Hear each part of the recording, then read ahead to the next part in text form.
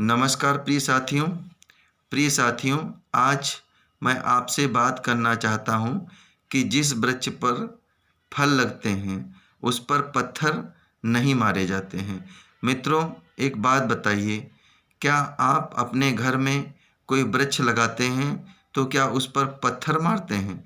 नहीं मारते हैं। यदि आपको उससे फल ज़रूरत होते हैं तो आराम से तोड़ लेते हैं या फिर पक कर उसमें से टपक जाते हैं तो उसे आप आराम से चुन लेते हैं। अब मित्रों, जो लोग यह कहते हैं कि जिस वृक्ष पर फल लगते हैं उस पर पत्थर मारे जाते हैं, तो इस बात से मैं सहमत नहीं हूँ। अधिकतर मैं यह लोगों को वक्तव्य देते हुए सुनता हूँ, तो यह विचार मुझे समझ में नहीं आता है, क्योंकि यथार्थ के धरातल पर आप देखिए तो ऐसा बहुत ही कम होता है। क्योंकि हम लोग देखिए, जब कोई वृक्ष लगाते हैं तो हमारी सहानुभूति उस वृक्ष के साथ जुड़ जाती है।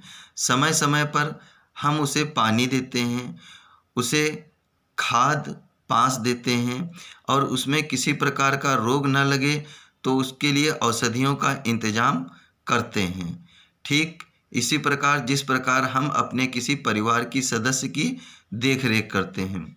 हाँ, कोई जड़ व्यक्ति ही होएगा जो ऐसा विचार रखता होएगा या ऐसा कृत्य करता होएगा। क्योंकि हमें जिस वृक्ष से फल मिल रहे हैं, यह हमारी नैतिक जिम्मेदारी है कि हम उसकी देखरेख करें, उसकी सुरक्षा व्यवस्था का प्रबंध करें और उसकी रक्षा करें। समय समय पर उसकी देखरेख करते रहें और उसे किसी प्रकार के कीट पतंगे इत्यादि हानि ना पहुंचाने पाएँ, तो उसका भी हम प्रबंधन करते हैं और उसके लिए पर्याप्त तार बाड़ की व्यवस्था भी हम करते हैं, ताकि हमारे वृक्ष को किसी प्रकार की हानि ना होने पाए।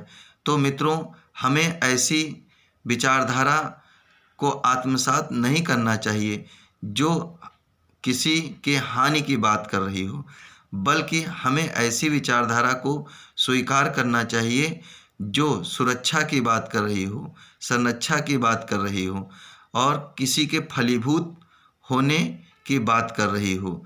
जहाँ पर हानि की बात होती है, अहित की बात होती है, ऐसी विचारधारा से तो मैं सहमत नहीं हूँ और होना भी नहीं चाहिए।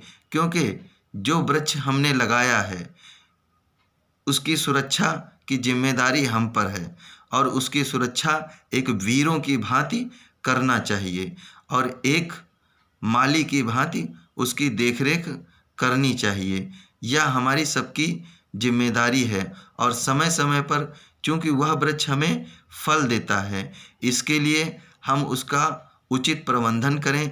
जो भी ज़रूरतें हैं वृक्ष की, वह हम पूरी करें और उसकी देखरेख करें। तो मित्रों, इसी के साथ मैं अपनी वाणी को विराम देता हूँ। यह मैंने अपना विचार आप सबके सम्मुख प्रस्तुत किया। आप सभी को बहुत बहुत धन्यवाद व साधुवाद।